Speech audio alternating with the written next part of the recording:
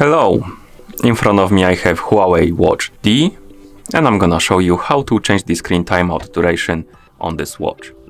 Basically how quickly the screen turns off after we stop using our watch. First, let's wake up the screen on our watch. You can do it by pressing the home button. After you wake up the screen, you can swipe down from the top of the screen to open the quick panel. And now let's tap on the settings icon to open the settings. In settings, scroll through the menu, find the option called display and brightness and tap on it. And here, scroll down, find the option called sleep and select it.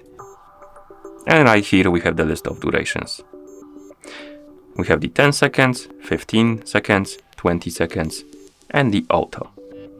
Select the option you like and then tap on the OK button to confirm and the check mark to confirm. And as you can see now, we have the sleep time set to 15 seconds.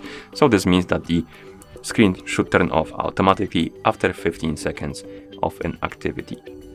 So right about somewhere now, like this.